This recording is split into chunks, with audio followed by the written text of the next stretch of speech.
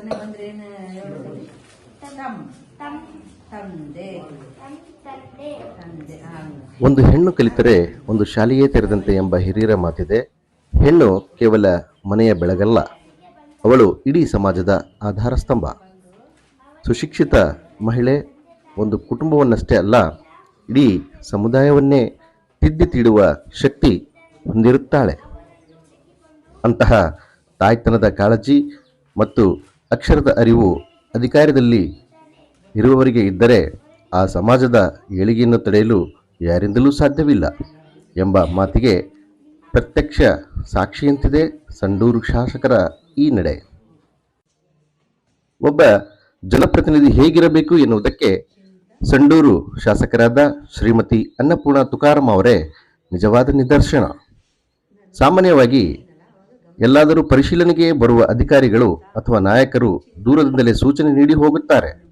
ಆದರೆ ಇಂದು ಸರ್ಕಾರಿ ಹಿರಿಯ ಪ್ರಾಥಮಿಕ ಶಾಲೆ ಭೇಟಿ ನೀಡಿದ ಶಾಸಕರು ಮಾಡಿದ್ದು ಅದನ್ನಲ್ಲ. ಅಲ್ಲಿನ ಮಕ್ಕಳು ಶಿಕ್ಷಣದ ಗುಣಮಟ್ಟವನ್ನು ಅರಿಯಲು ಅವರು ಆಯ್ಕೆ ಮಾಡಿಕೊಂಡ ದಾರಿ ಅವರ ಸರಳತೆ ಮತ್ತು ಬದ್ಧತೆಯನ್ನು ಎತ್ತಿ ತೋರಿಸಿತು.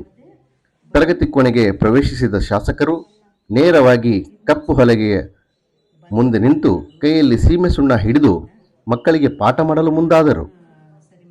ಈ ಕ್ಷಣದಲ್ಲಿ ಅವರು ಕೇವಲ ಶಾಸಕರಾಗಿರಲಿಲ್ಲ, ಬದಲಿಗೆ ಮಕ್ಕಳ ಏಳಿಗೆಯನ್ನು ಬಯಸುವ ಒಬ್ಬ ತಾಯಿಯಂತೆ, ಅಕ್ಕರೆಯ ಶಿಕ್ಷಕಿಯಂತೆ ಕಂಡುಬಂದರು.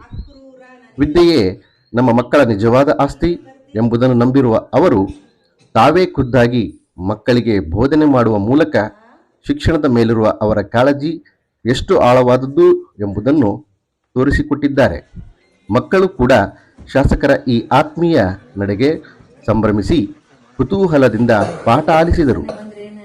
ಅಧಿಕಾರದ ದರ್ಪವಿಲ್ಲದೆ ಮಕ್ಕಳೊಂದಿಗೆ ಮಗುವಾಗಿ ಬೆರೆತು ಅವರ ಶೈಕ್ಷಣಿಕ ಪ್ರಗತಿಗೆ ಪ್ರೇರಣೆ ತುಂಬಿದ ಶ್ರೀಮತಿ ಅನ್ನಪೂರ್ಣ ತುಕಾರಾಂ ಅವರ ಈ ನಡೆ ಇಡೀ ಕ್ಷೇತ್ರಕ್ಕೆ ಹಾಗೂ ಶಿಕ್ಷಣ ವ್ಯವಸ್ಥೆಗೆ ಮಾದರಿಯಾಗಿದೆ.